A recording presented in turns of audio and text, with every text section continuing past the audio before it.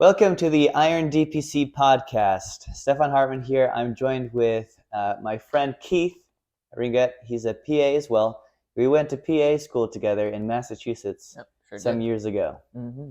So we're going to talk a little bit about our time in PA school. Yeah. How that was. Do you see we're both matching? Yes. Matching shirts matching today. T-shirts. Yeah. Very patriotic shirts. Hilarious. Which brings us to our first topic: is being conservatives in a liberal school in Massachusetts. Yeah. So how was that? I mean, it was interesting. Obviously, I tend to, as a conservative, kind of keep my politics a little bit quieter. Yeah. We didn't wear these shirts to class. No, absolutely not. No.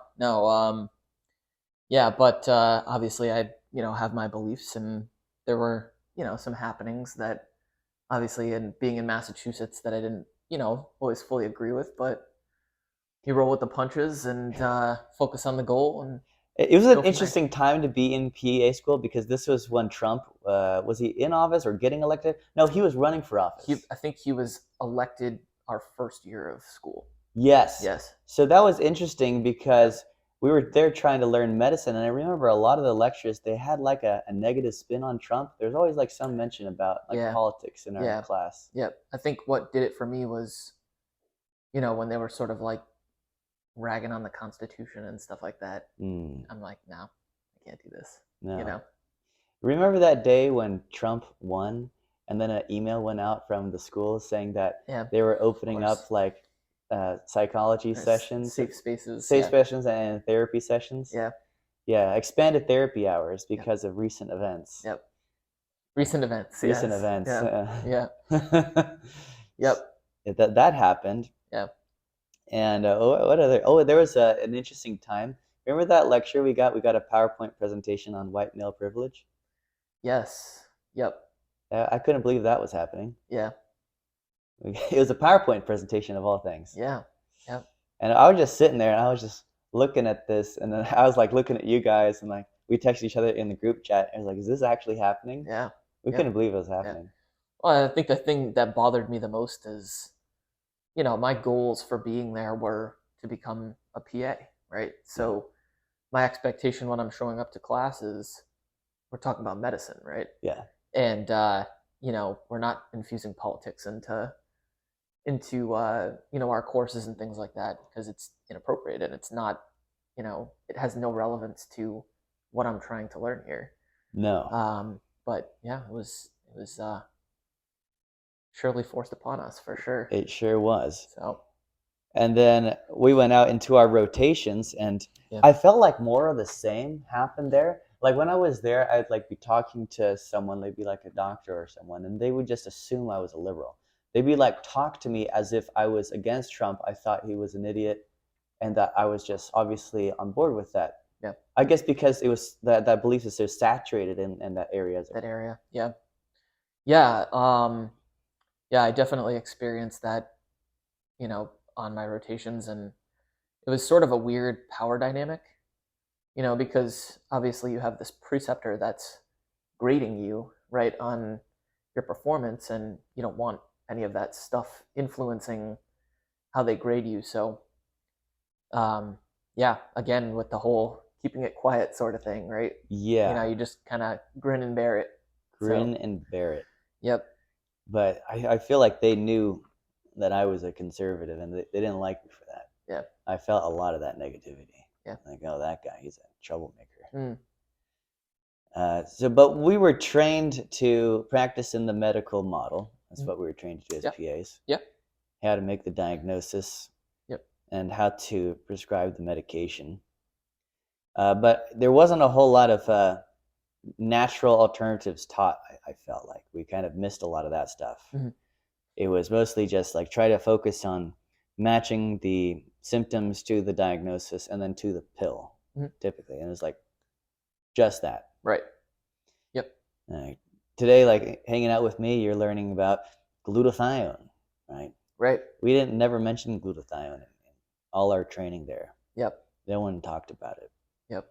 And I've sort of, as we've been conversing, been picking up on, peptides and, their certain functions, and Hormones. really, the only reason I know that some of that information is, obviously I'm not as well versed as you are, but just from some of the research that I've done, as I kind of went through my fitness journey, sort of thing. So, but yeah. Yep. And let's get kind of into that, because you've had quite a transformation from PA school. Yep. You were quite heavy back then. Yeah. And you've made a huge change now. Yeah. So, I had a lot of stress, obviously, in PA school, and I as we were kind of talking, I think a lot of my weight gain started to happen, when I became an EMT. Again, pretty stressful job. So I've found that there seems to be, with me, a link between stress and poor eating, sort of thing, which I think, happens with a lot of people. So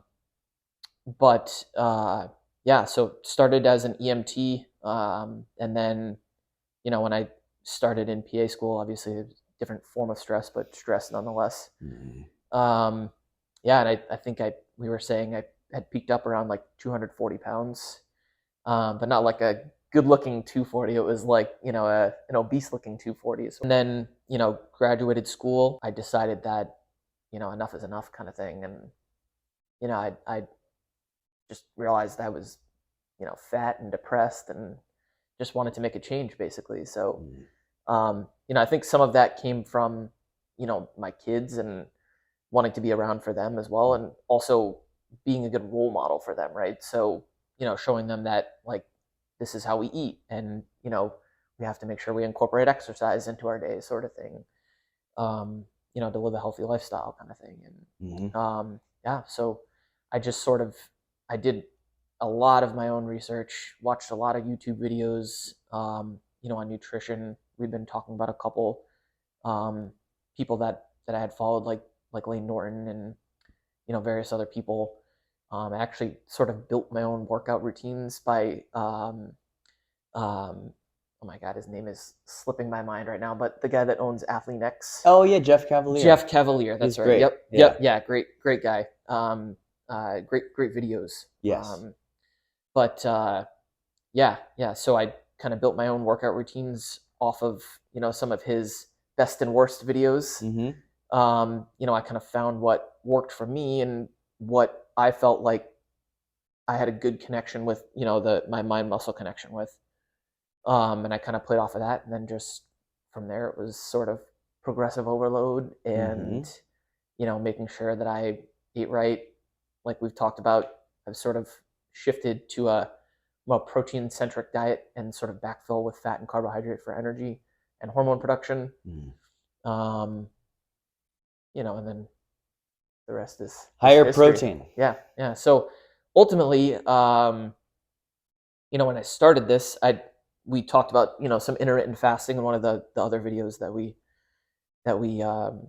made, but I did that for about a month, and that actually had some very rapid weight loss with that. I lost about 30 pounds in a month. So, and then from there, I kind of just, focused on diet and making sure I was, again, getting my protein in, and kept working out.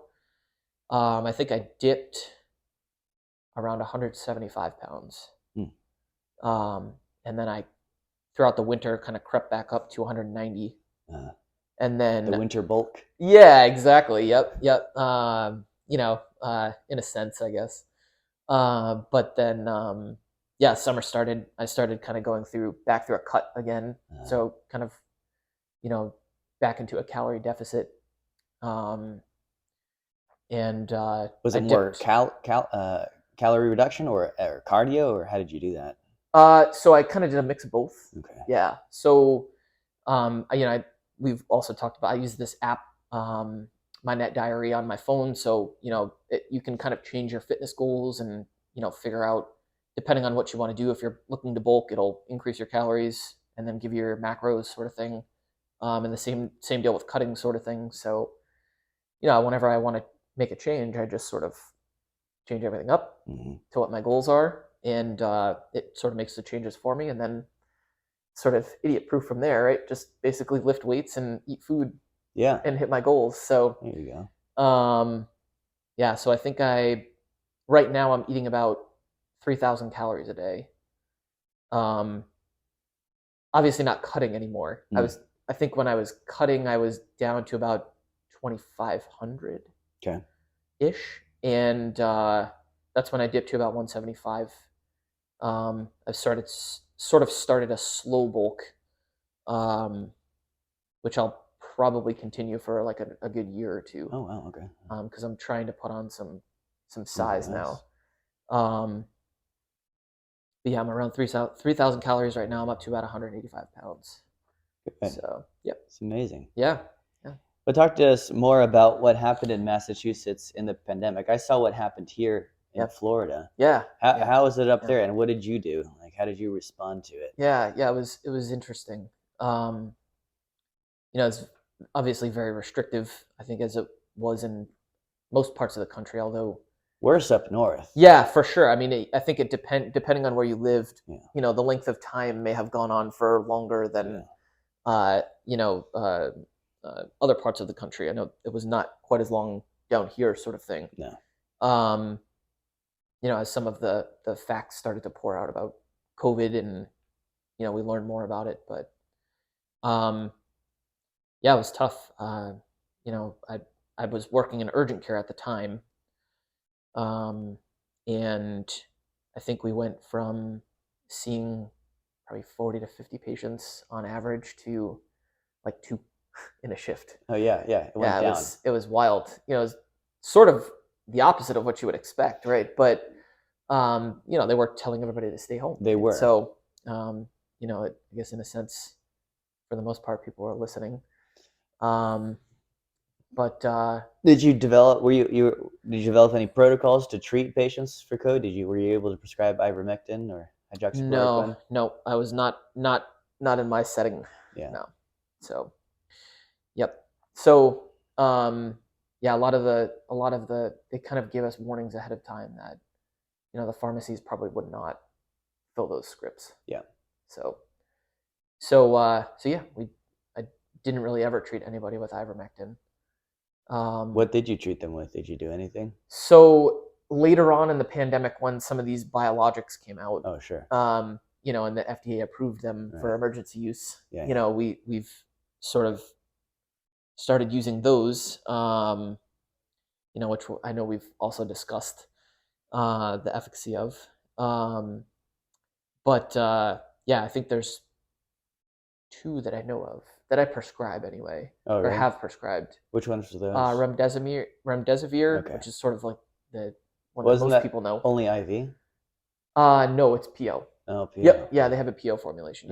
Oh, and molnupiravir is the other one. Oh, okay. How did those work? I found I don't know that I've gotten a whole lot of feedback from people on it, because I prescribe it mostly in an urgent care setting. So, it's sort of like you meet criteria for it. Here's your pills, sort of thing. And I find that remdesivir has quite a few more interactions with other medications than molnupiravir does. Yeah. So that can sort of make it tricky. They did have a program for a while too, and you guys were discussing this the other day with the monoclonal antibodies. Yeah, we had centers. So, yep. So we did as well. And certainly if people met criteria for it, then they go get that infusion. We'd refer them. Yeah. Yep. Yeah. Yep.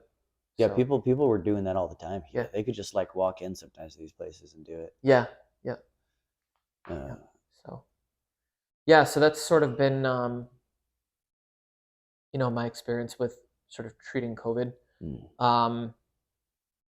Yeah, and actually it got so bad in terms of patient volume that I got laid off for a month. Yep.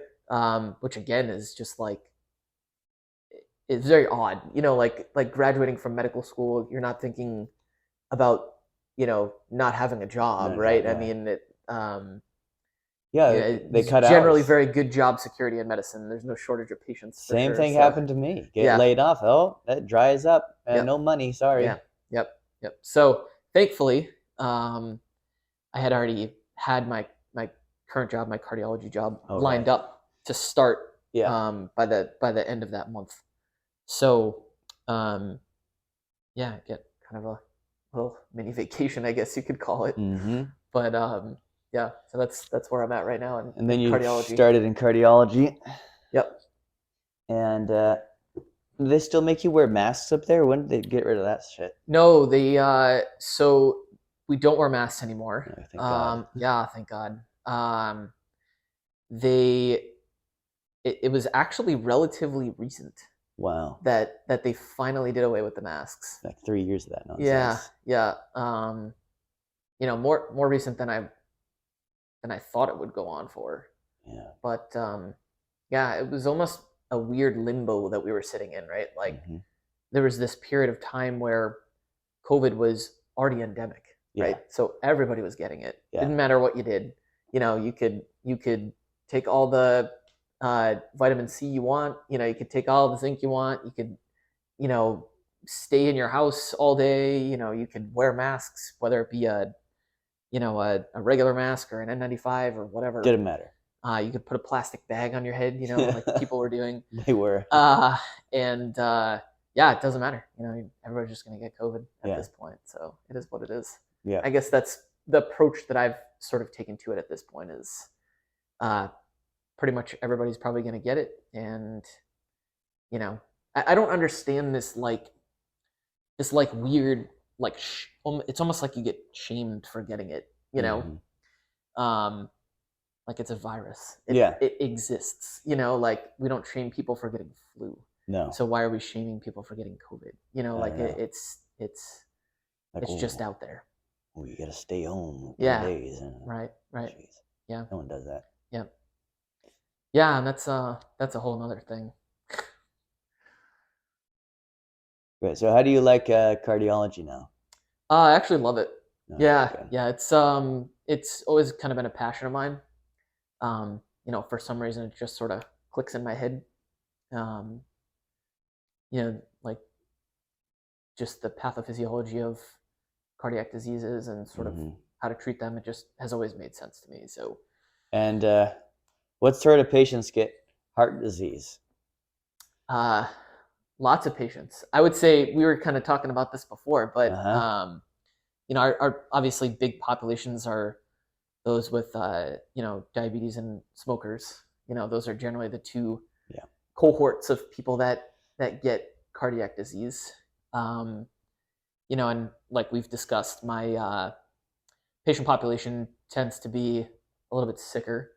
So people that have already had heart attacks, AFib, you know, cardiomyopathies, heart failure, all that kind of stuff. You know, I deal with pacemakers, defibrillators, all that kind of stuff. So, but yeah, there's the few kind of small patient population that ends up in our clinic for hypertension or hyperlipidemia, and you know, I really try to focus on prevention with those people and sort of what things they can do to the sort few of, that aren't smokers, you mean? Yeah, and even the smokers, you know, like obviously that's a lifestyle change, right? So, you know, sometimes they've smoked for so long that again the damage is done, sort of thing, right? You've got COPD already, and from that point on, you know, AFib is probably in their future. You know, or maybe even, you know, depending on how much, you know, coronary plaque they've developed from all the oxidative stress from smoking, you know, that there very well could be a heart attack in their future. But obviously I didn't invest in cardiology crystal balls, so it makes it difficult to tell. But yeah, I mean, you know, I'll get the small population of you know, people that are otherwise relatively healthy. You know, they just have sort of these preventable, what we would traditionally think of as more preventative disease, right? So, you know, I try to really get those under control, but also make sure that there's some sort of lifestyle change to kind of go along with that, right? But does that lifestyle change, So- does it include like some of the conventional teaching of like avoid egg yolks and oysters and red meat? So I don't believe in that. No, we've sort of discussed that as well. So there's been some more recent research that suggested that dietary, and this always sort of flip flops back and forth, depending on the decade, I guess. Right? Yeah, I guess. And the mood or vibe in the decade, I guess, that you're getting. But there's been some more recent studies suggesting that dietary cholesterol and saturated fat does not affect your lipid profile as much as they previously thought. It's more so the diabetes and the smoking and the lack of exercise. Yeah. Not surprisingly. Not surprising at all. So yeah, I try to really focus on those. I'm a big proponent of, I don't like prescribing medication if I don't have to. So if we can do things, maybe I have to give them something in the meantime just so that they're not going home with a blood pressure of 180 over 99. You know what I mean? Some. But with a goal in mind of, maybe we quit smoking. Maybe we, start getting out there, even if it's just small stuff, walking every day, and eventually having a goal of, building that up to, running a mile every day.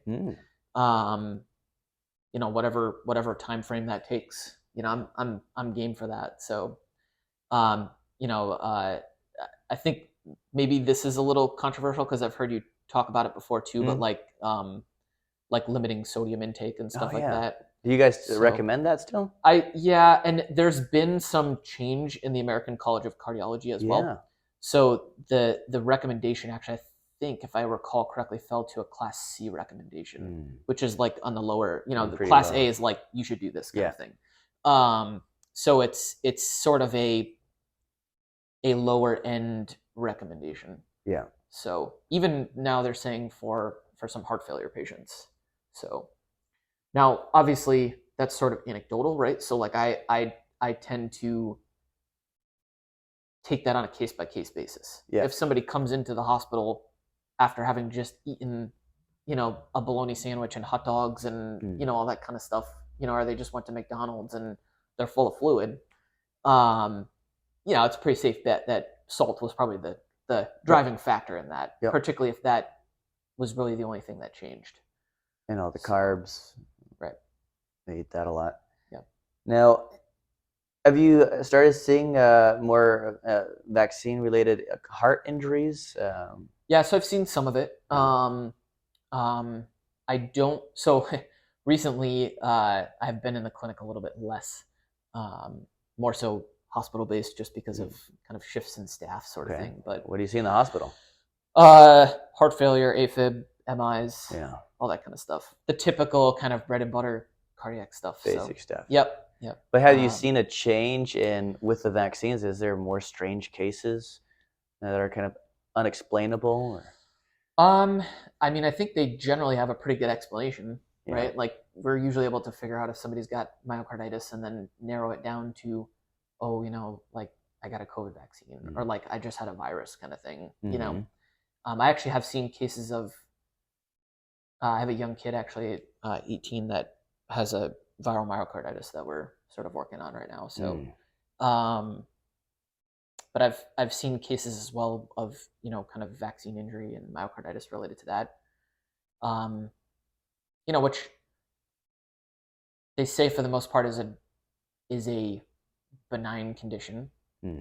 Sometimes it is self-limiting, meaning essentially that it gets better on its own, sort of thing. And maybe you do a little ibuprofen to decrease inflammation or something like that. But there are cases certainly where, I've seen people develop like ventricular tachycardia storm from it, where, they just go into these potentially dangerous heart rhythms for long periods of time, and what about, so in one of my master's thesis back in PA school was the risk factor for pulmonary embolism. Okay. And back then it was quite clear what was the risk factors for PEs, but vaccines weren't part of that risk factors. So that's kind of changed the way I approach screening for PEs with people. Is I always ask if they're having any sort of PE symptoms. Is like back in the pandemic especially, it was, when did you get the vaccine? Yeah. right? So that was one thing I was monitoring for. Have you noticed that as well? Is that screening for PEs has become a bit more challenging now with these vaccines and COVID in general too? Yeah, I haven't necessarily picked up on anything specific in regards to that. Um, yeah, I mean, um, I'm not totally sure, and I think the problem is sort of the unpredictability of it, right? Mm-hmm. So, like, you never know who's going to develop these cases Right. of vaccine injury, No. right? So, we sort of had a general idea that like young otherwise healthy men Don't get those. Yeah. Right, but they were developing Right. this with the COVID vaccine. Exactly.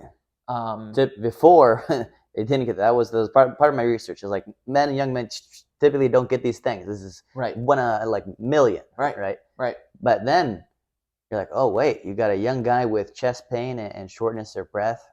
I mean, that kind of really changed things. Yeah. At least for me. Yeah, and I believe that, just in obviously reading and education that I've done, that myocarditis can actually increase risk of future heart problems as well. Mm-hmm. So it's not just the immediate problem of myocarditis. It's now we have to kind of watch out for these things down the road. Right. So, and have you also seen problems with mitral valve regurgitation post-vaccine? That seems to be a new thing that's coming up. Mitral valve interesting problems. I actually have not. Okay. But I have had quite a few patients that, would complain about these like palpitations that they would be getting, after COVID vaccine or whatever. Yeah, I mean, it certainly could be related to that, to some mitral regurgitation. Okay. If you have backflow through the mitral valve, it's going up into the left atrium, which generally is where you sort of perpetuate AFib, right? So, I've had cases where people actually have a history of AFib, paroxysmal AFib, right? So they kind of go in and out of it. Yeah. They're not in it all the time. They've gotten a COVID vaccine and, sure enough, it turns on their AFib. That's what I found as well, is that both the wild type COVID and the vaccines, they can basically accelerate or turn on problems that may have been just there simmering in the background. Right. Light switch goes on. Hey, now you have this problem now. Yep. And you have to deal with it. Yeah. And we saw quite a few like new cases of AFib as well related to COVID, which is not particularly surprising. I mean, these were also people, in general, if they're ending up in the hospital, the substrate to begin with, but prior to the infection, is a little sicker, right? Yeah. So generally COPD patients or patients with pre-existing lung conditions, that'll often predispose you to AFib.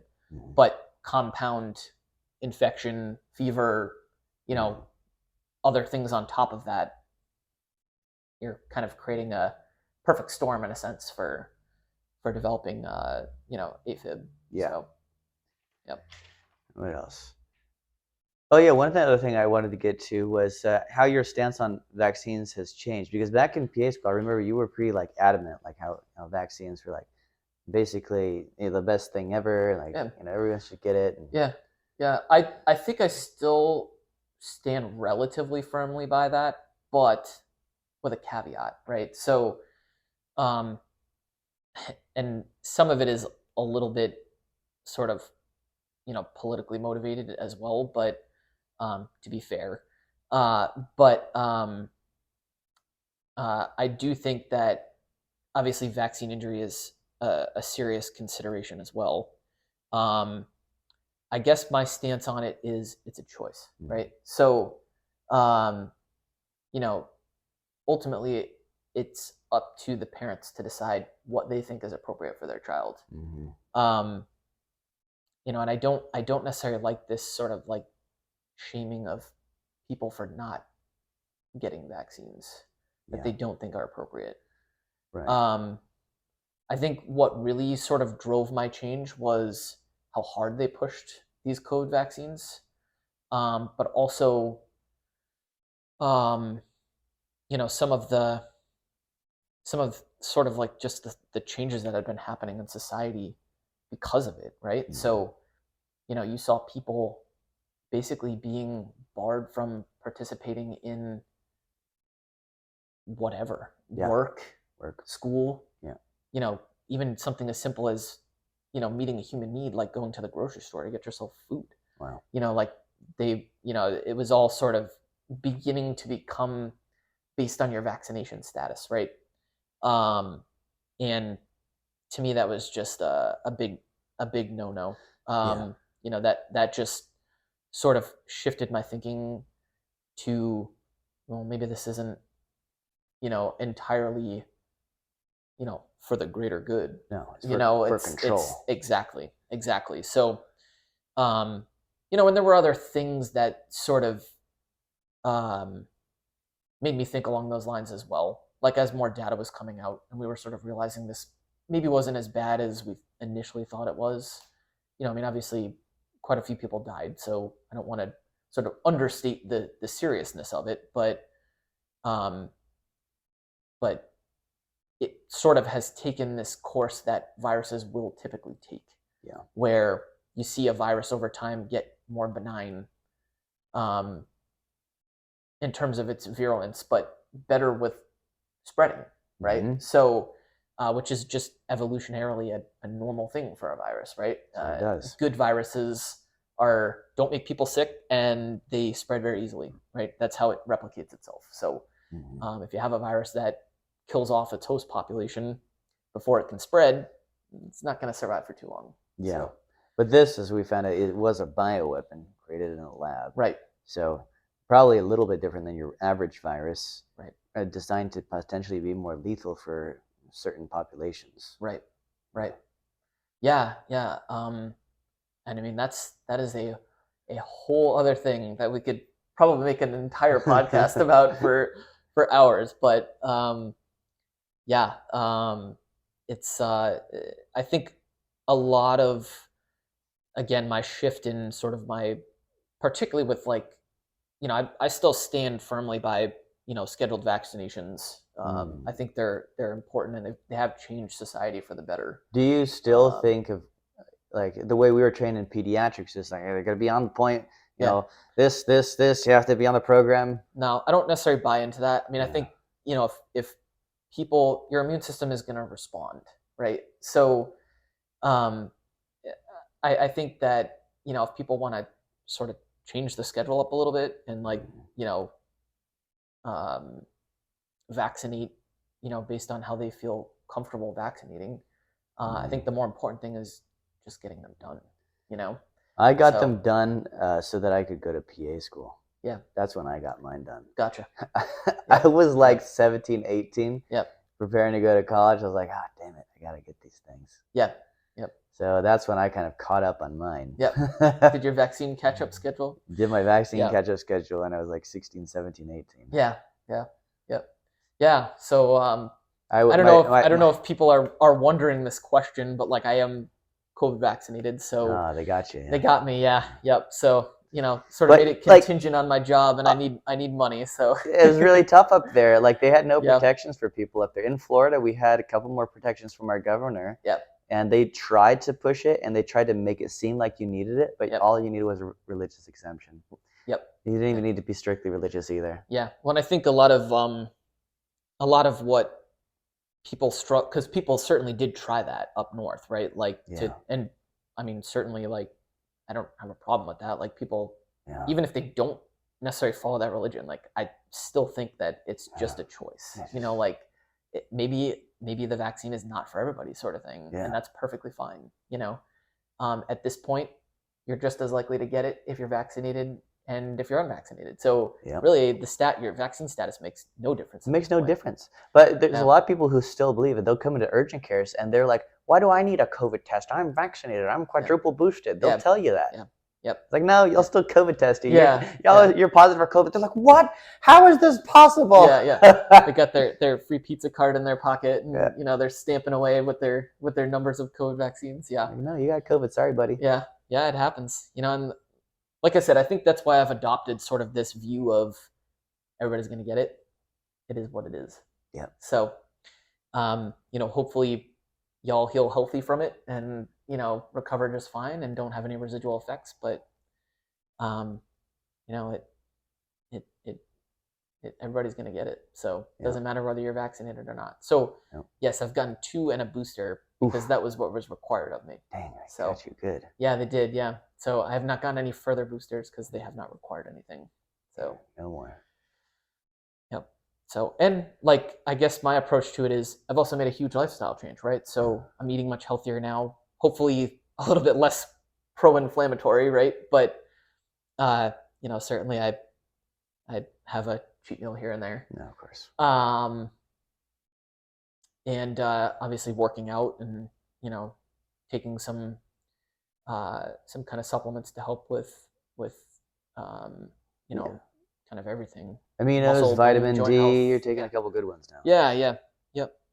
Some branched chains. Mm-hmm. So a little pre-workout. Creatine, yep. Good. Yep. And whey protein?